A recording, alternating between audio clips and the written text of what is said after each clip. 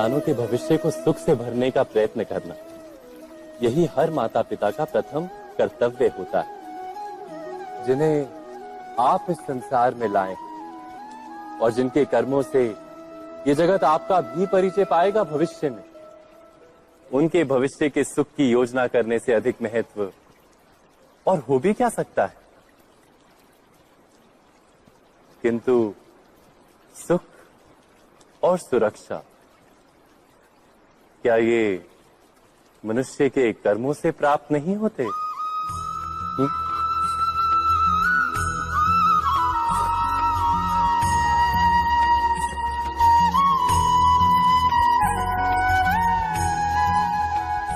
माता पिता के दिए हुए अच्छे या बुरे संस्कार, उनकी दी हुई योग्य अथवा अयोग्य शिक्षा, क्या आज के सारे कर्मों का मूल नहीं?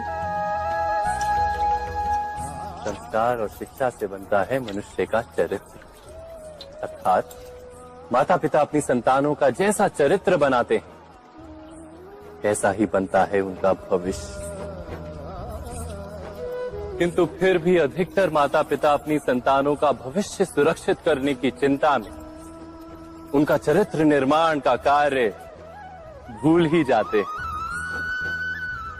वस्तुतः जो माता पिता अपनी संतानों के भविष्य की चिंता करते हैं, उनकी संतानों को कोई लाभ नहीं होता। किंतु जो माता पिता अपने संतानों के भविष्य की नहीं, उनके चरित्र का निर्माण करते हैं, उन संतानों की प्रशस्ति समस्त संसार करता है। स्वयं विचार कीजिए।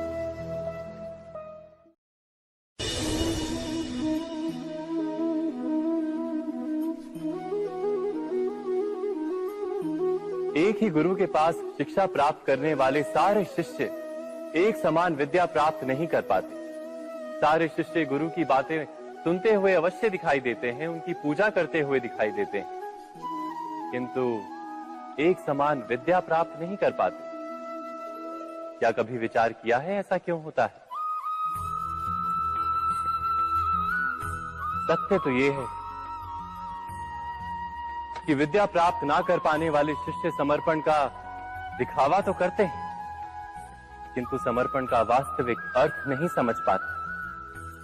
गुरु के चरणों में फूल चढ़ाने से अथवा गुरु का आदेश मानने मात्र से क्या समर्पण सिद्ध होता है? नहीं। समर्पण का वास्तविक अर्थ है जब गुरु के प्रति मन में कोई संदेह ना रहे, गुरु के मुख से आदेश निकले उससे पूर्व शिष्य उस कार्य को पूरा कर दे। गुरु के विचारों के साथ शिष्य के विचार एक हो जाएं। शिष्य जब तक अपने गुरु में ब्रह्मा विष्णु महेश इनके रूप ना देख ले, तब तक उसका समर्पण सत्य नहीं। वास्तव में समर्पण किसी कार्य का नाम नहीं, समर्पण तो हृदय की भावना और मन की स्थिति का नाम है। अर्थात हमारे अज्ञान में क्या दोष केवल हमारे मन का नहीं? स्वयं विचार कीजिए।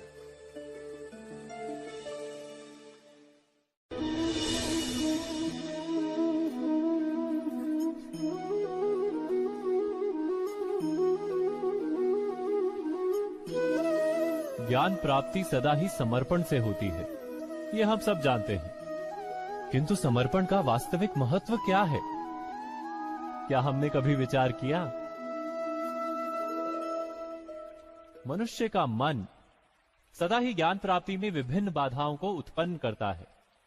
कभी किसी अन्य विद्यार्थी से ईर्ष्या हो जाती है, कभी पढ़ाए हुए पाठों पर संदेह जन्मता है और कभी गुरु द्वारा दिया गया दंड मन को अहंकार से भर देता है। नहीं, क्या ऐसा नहीं होता?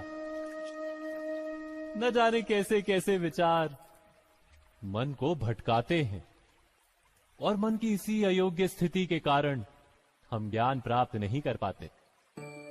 मन की योग्य स्थिति केवल समर्पण से निर्मित होती है। समर्पण मनुष्य के अहंकार का नाश करता है, ईर्ष्या, महत्वाकांक्षा आदि भावनाओं को दूर कर हृदय को शांत करता है और मन को एकाग्र करता है। वास्तव में ईश्वर की सृष्टि में ना ज्ञान की मर्यादा है ना ज्ञानियों की। गुरु दत्तात्रेय ने तो गाय और श्वान से भी ज्ञान प्राप्त कर लिया था। अर्थात विषय ब्रह्म ज्ञान का हो या जीवन के ज्ञान का या गुरुकुल में प्राप्त होने वाले ज्ञान का, उसकी प्राप्ति के लिए गुरु से अधिक महत्व है उस गुरु के प्रति हमारा समर्पण। क्या ये सत्य नहीं? स्वयं विचार कीजिए।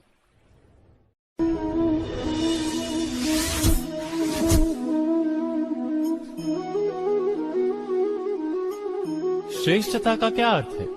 श्रेष्ठता का अर्थ है दूसरों से अधिक ज्ञान प्राप्त करना।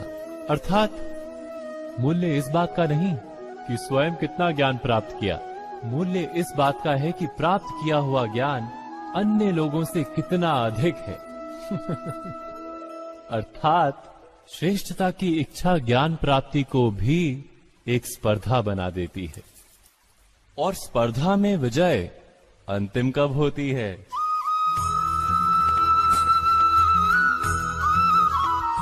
कुछ समय के लिए तो श्रेष्ठ बना जा सकता है, किंतु सदा के लिए कोई श्रेष्ठ नहीं रह पाता। फिर वही असंतोष, पीड़ा और संघर्ष जन्म लेता है। किंतु श्रेष्ठ बनने के बदले यदि उत्तम बनने का प्रयत्न करें तो क्या होगा? उत्तम का अर्थ है कि जितना प्राप्त करने योग्य है वो सब प्राप्त करना, किसी से अधिक पाने की इच्छा से नहीं, मात्र आत्मा की तृप्ति हेतु कुछ प्राप्त करना। उत्तम के मार्ग पर किसी अन्य से स्पर्धा नहीं होती, स्वयं अपने आप से स्पर्धा होती है। अर्थात उत्तम बनने का प्रयत्न करने वाले को देर अबेर सारा ज्ञान प्राप्त हो जाता है, बिना प्रयत्न के ही वो श्रेष्ठ बन जाता है। किंतु जो श्रेष्ठ बनने का प्रयत्न करता है वो श्रेष्ठ बने या ना बने, उत्तम कभी नहीं बन पाता।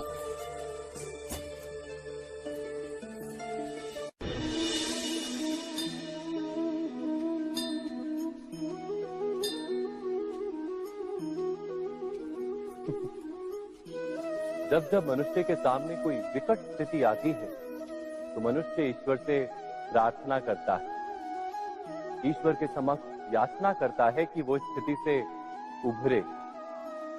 किंतु इस प्रार्थना का वास्तविक रूप क्या है? क्या ये हमने कभी विचार किया है?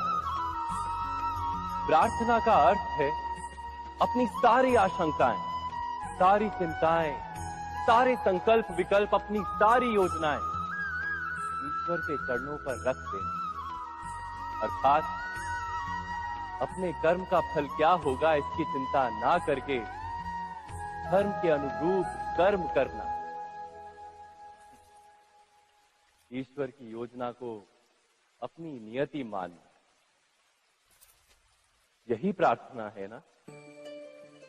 किंतु ईश्वर की योजना को समझ पाना क्या संभव है? वो योजना तो हमारे कार्यों के परिणाम के रूप में प्रकट होती है सदा ही, किंतु यदि कोई कर्मों का ही त्याग कर दे, क्या वो प्रार्थना है? वास्तव में कर्म ही जीवन और फल के प्रति मोह ना रखना ही सच्ची प्रार्थना। जो प्रार्थना कर्म में बाधा बन जाए, मनुष्य को कार्य ही ना करने दे, वो प्रार्थना है या पराजय? स्वयं विचार कीजिए।